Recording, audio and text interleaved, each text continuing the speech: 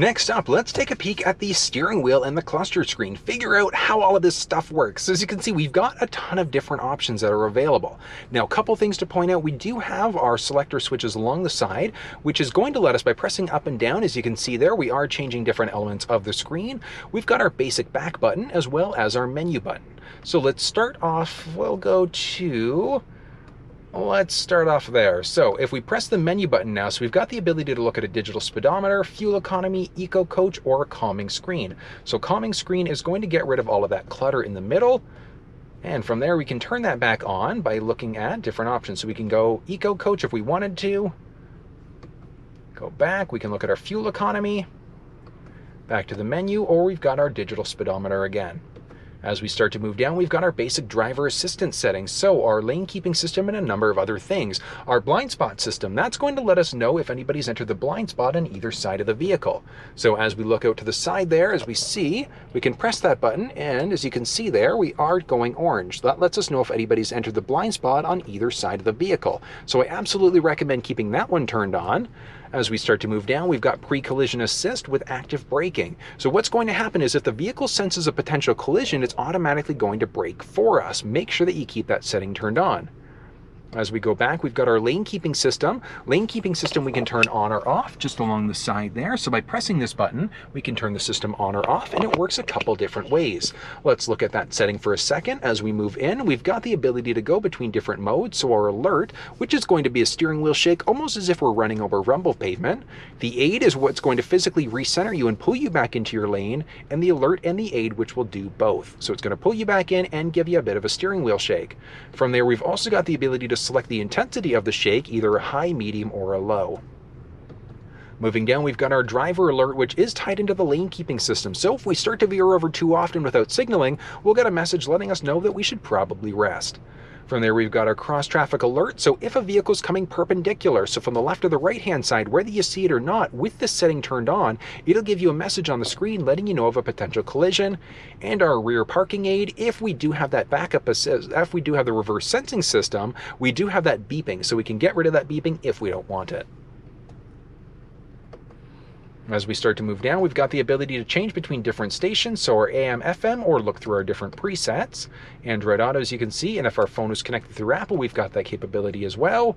And from there, the phone is currently connected, so we've got the ability to look at all calls, incoming, outgoing, and missed.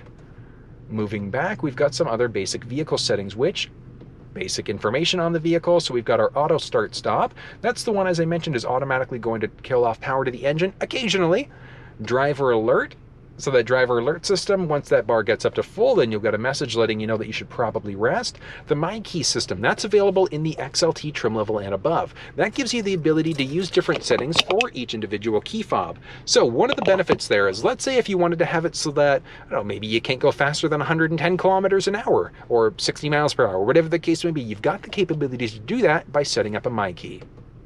Tire pressure, very straightforward, shows you the active tire pressure in the vehicle, and we've also got our current oil life. Moving back again, we've got our basic display information. As we look into our display, we've got the ability to change between English, Spanish, or French, liters per 100, miles per gallon, etc., Celsius or Fahrenheit, basic driver assistance settings again, so very, very straightforward.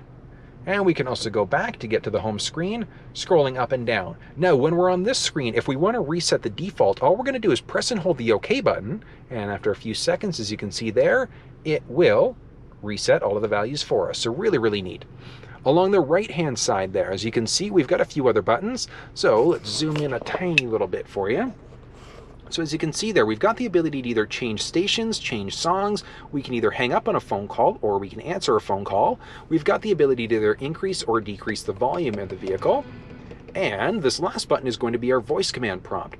If we had factory navigation, we'd have the ability to press that button in order to navigate, but without navigation, we've got the ability to change radio stations and do a few other functions in the vehicle. Along the side, as you can see there, we do have a few other settings. Now these are going to be for our cruise control. So we can turn cruise control on or off, and we can set either increase or decrease 1 kilometer or 1 mile per hour at a time, or we can just cancel or reset.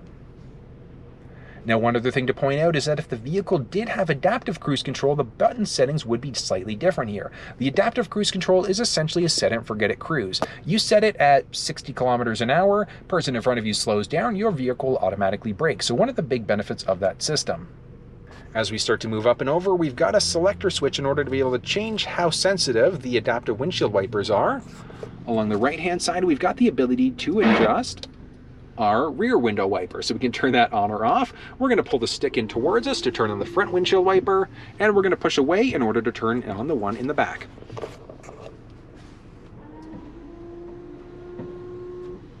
So very, very straightforward.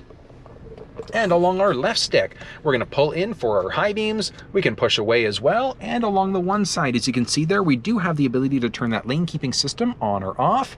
We know it's on or off a couple different ways, because when we press the button, it will say lane keeping system on. But more importantly, we've got this button there right at the very bottom. Watch that for a second. So that one turns on or off. That's going to let you know if the lane keeping system is on or off. The physical system itself doesn't actually turn on until you hit about 62 kilometers an hour. You know that the system's active when that actually goes green.